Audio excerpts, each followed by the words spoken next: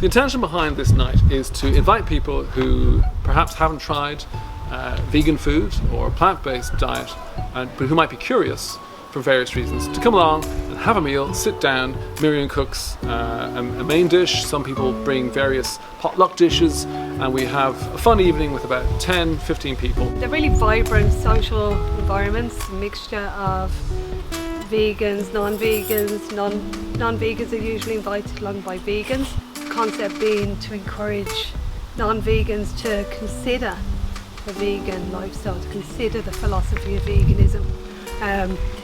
Obviously through the lure of food. We don't really get deeply into kind of conversations about they're not forced conversations. If it comes up, it comes up. Well, there's boinging going on.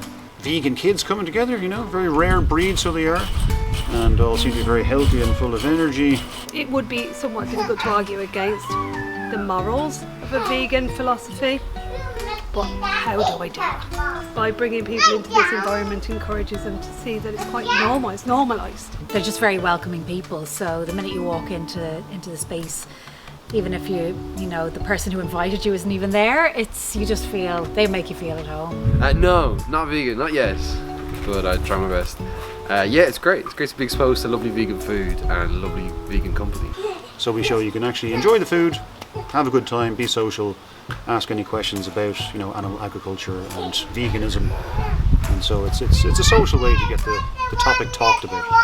Yeah, I'm Miriam Gormally, and I live here in Stillorgan. I've been vegan for several years, and I just wanted to, give people some idea what that's all about and invite them over for social evenings to try out some food. Like a lot of people were doing activism, but the activism was going out on the street and showing people footage of animals being treated really badly and stuff like that, and I just didn't really fancy doing that. Maybe you'd seem very alien to them, you might be a little bit strange and frightening. At the same time I did find that there was a lot of interest in plant-based food, just even from a curiosity point of view, where people go like, well, how do you even live and how do you survive? I thought might be nice for people to just come to an informal setting where they get to meet people who are vegan and they get to eat loads of vegan and plant-based food, and they get to talk to people and just realise that they're just regular people. It is a potluck, and I only ask the people who are vegan themselves to produce a dish, because sometimes people who aren't just get a little bit anxious, or they get a bit nervous, or they're not sure that they can do it, or sometimes they do it and then it's not always vegan, and then that upsets the vegans, and you have to be a little bit careful. But I think you have to be open to the fact that people are having a go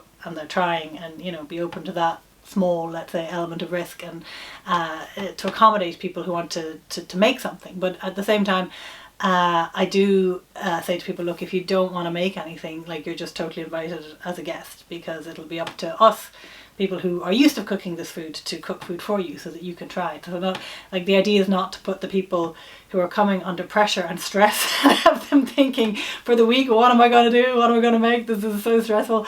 Is to just have them come to an enjoyable night where they get to try food and they get to meet interesting and eclectic people. And I suppose maybe I found that more appealing than trying to approach people with here, look at some graphic images where they're just going, oh, I don't want to do that, I don't want to look at that. So you're kind of raising their antagonistic side straight away, as opposed to appealing to the side in them that's open and generous. You're approaching them with that openness and generosity yourself, so you're approaching them in that spirit. And so I think when you approach them in that spirit, you bring out that spirit in them, and that's how they take the night. I do go to the Friday for Future protests in town, and I'm outside the door, and I do think those things have their place, but I think there's also a place for approaching people in a very welcome, open, generous, peaceful kind of way. So I basically tend to invite, I'm a little bit strange in that I would just get chatting to somebody, and if they express any interest at all, I just tend to invite them to my night. I think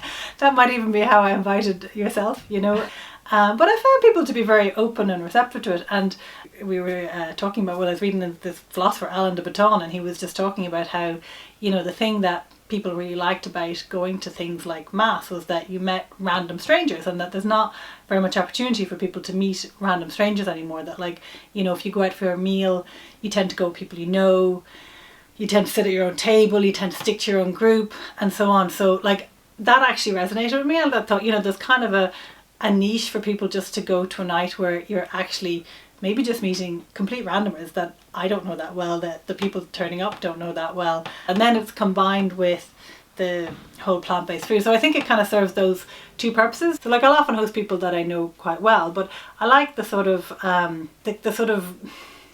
the open generosity, let's say, of inviting people who wouldn't necessarily expect to get invited to your house for dinner. I don't know, I think there's something quite magical about that. Embrace the stranger. You know, I think there are a lot of spiritual philosophies around that, you know, about like embracing the stranger, and there's plenty of biblical stories around that, like the, you know, the Good Samaritan, and the, you know, it may be the random stranger that helps you more than, I don't know, the person who's been living beside you all your life. You know, there's no telling, you know, that life is a little bit more chaotic and random than we imagine, and connections can be generated in places that you couldn't really have imagined them. And even if you just see somebody for one night and you never see them again, like it can still be a really important connection, because almost everybody I talk to who has come to the night, so it has affected them, like it has had an impact on them, like they have gone away thinking about, yeah, maybe I will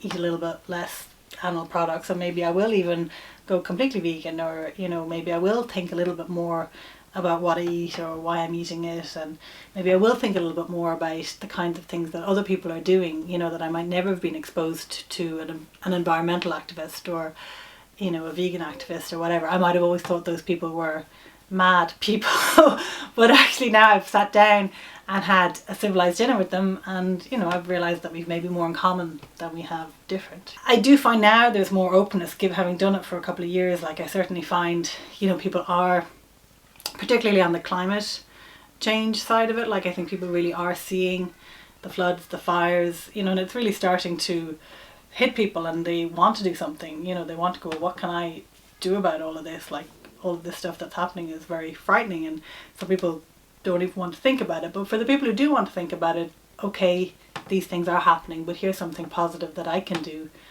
in response to it. And, you know, look, maybe if I see you out, or you can comment on this YouTube, who knows, maybe you'll get a invite to a random night to talk with some random eclectic people about the topic, and, you know, share your viewpoints, and try some nice stuff, and talk with us, and open a conversation, and sow some seeds, and get thinking, and get communicating.